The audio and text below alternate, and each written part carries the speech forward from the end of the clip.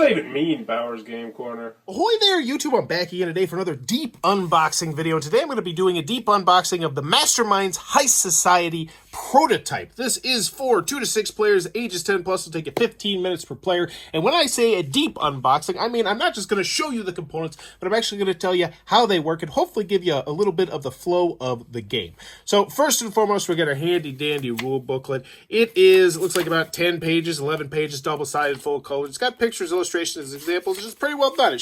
It had me up and running relatively smoothly.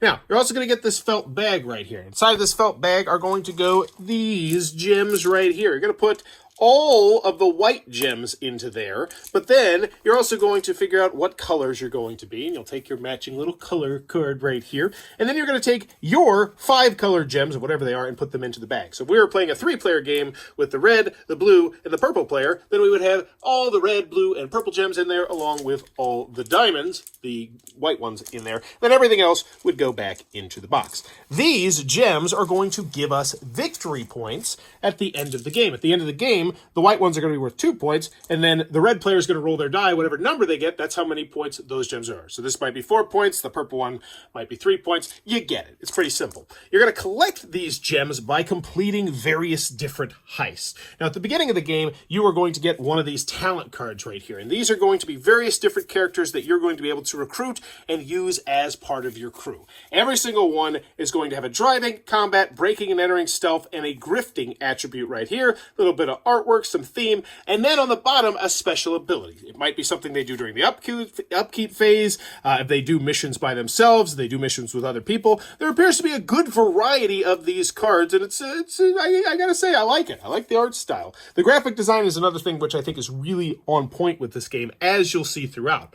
Speaking of which, let's talk about some of the things you're going to start with, and I think the best way to do that is show you your handy-dandy player reference cards. And I gotta say, they did a great job with these cards. So everyone's going to get this one right here, and on your turn, you're going to have 2 actions you can choose. You can either heist or you can prep. So immediately, your player reference card is going to show you both your actions and exactly how you do them. So I love those player reference cards, but they don't stop there because they also have a picture of what the setup looks like, which I always think is super useful, but then on the back, they have heist completion. And this is something that is in the rules, but once again, having it helpful and out on the board just makes the game flow and is much smoother. So kudos to them on that. So when you first start the game, you're going to get one of these handy-dandy player reference cards. You're going to get one of these characters you'll put in front of yourself. You're going to grab all of your colored dice for whatever color you are, once again, based on this card right here.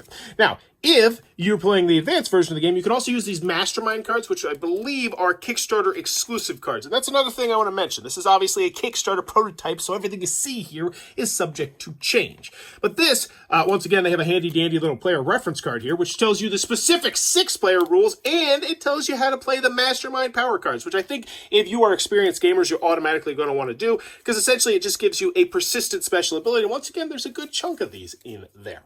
So you'll start with that if you want to. You'll start with a character. You'll start with 4 of these prep cards right here. And there's going to be a whole bunch of these various different cards. They'll do some different things. Some of them will be actions that you'll be able to take on your turn that will do a wide variety of things. Some of them will be interrupts. Actually, a lot of them will be interrupts. And you can screw other people over on their turn as they're trying to do the heist or help yourself out on your heist. Some of them will also be gear, which you'll be able to equip to your various different talents. And then they will level up your attributes or potentially give you diamonds or go gambling or do a variety of different things. There's a pretty good variety of cards in there. So next we have the heist cards, and these are going to be missions that you're trying to complete. And I really like the use of the double-sided cards here. On one side, it's going to have the name of the heist, a little bit of thematic flavor, and it's going to tell you how many gems you're going to achieve if you complete the heist. On the back of each one of these cards are going to be 3 steps. Step B, Step C, and Step D. And how you do when you set up the game is you're going to have one card up, and then you're going to flip this card next to it, then you're going to have another card up, and you're going to flip this card next to it.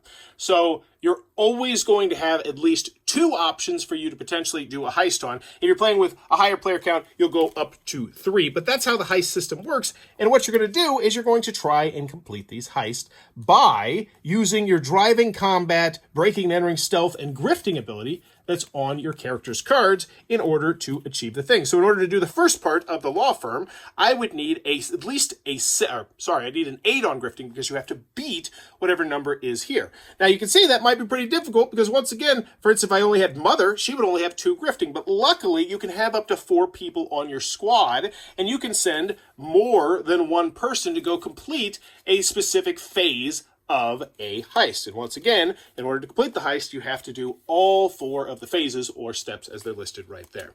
So those are those cards right here. And that's a little bit of a race too, because both people can be going for the same one at the same time. And any other cards I haven't shown you? Oh yeah, the failure cards. Because sometimes what'll happen is you might roll the dice and you might not actually complete it. So let's actually show you how that works. So let's say we were going to try and complete this law firm right here. And the first thing we'd need to do is grifting at least 7. So let's pretend we have these 2 characters right here. We got a 6. And then we said, all right, we're going to heist. And people could then, if they wanted to, play some different cards on us, some interrupt cards to potentially make our heist more difficult, or we could play cards out of our hand to make our heist easier. But we'll assume that nobody played any cards, and we rolled a 1. So right now, we would have 4, we would have 6, we would have 7, which means, oh no, we would not have successfully completed that. However, if we had, let's pretend we had gotten a 4, then we would successfully complete it. We would leave our die right here. And the reason why you do that is because you don't have to do the entire heist on one turn. You could do this, or you could press your luck if you have available people, because your talents are tired. They got someone inside. They're not going to have the energy to follow them. However, if you had a larger crew, these 2 could do the first part of it. This person might potentially do the next part of it by themselves. And if you wanted to, this person could try and do it as well. But if you fail, that's when bad things can happen. And that's where the failure cards come into play. So if you fail when you're on a mission, you have to flip over a failure card. You have to first say, all right, who's the patsy? Who's going to take the fall if we get in trouble? And then you're actually going to look at the major trigger and the minor trigger. So for instance, if we failed on a heist step, if we failed at our grifter step on this time, we would have to deal with the major trigger, which means we would have to do another skill check. And if we don't complete that skill check, then we're going to have to deal with some sort of bad thing. Whereas let's pretend that we had been on this one right here, where it is driving or stealth. And we'd say, all right, we're not dealing with the major trigger, but driving is down here. So we'd still have the minor trigger. Likewise, if we had done combat and failed, this card would do absolutely nothing at all, because you'd go here and then there's a little arrow. You'd go here and then it'd say, oh, it's just a close call. And you discard it. And there's a good deal. And the failure cards, you never quite know what's going to come up because you flip a new one each time. Any other components in the game? Oh yeah, last one. Probably should have mentioned a little bit earlier, but everybody also gets a starter cash right here, which are going to be essentially something you could burn, and then they will be cashed in, and they count as 1 diamond because a lot of the cards will tell you to spend diamonds. The game will end when the number of heists completed is equal to the number of players plus 1. So in a 2-player game, it would be 3, and a 3-player game would be 4. Or when all the gems are taken from out of the bag, at which point the players are then going to roll the dice. We're going to roll one of their die to see what value their gems are. So the green gems would be 2 points, and whoever has the most points would win the game. And that is a deep unboxing of Heist Society. Hopefully you now have an idea if you want this game. It looks like it might be your cup of tea, so be sure to check out that Kickstarter link down below. Tell Bowers Game Corner. Such as always, if you're enjoying the content, please be sure to click on the subscribe button down below. So I'm trying to reach 15,000 subscribers because that'd be super cool. And as always, thanks for your time, YouTube.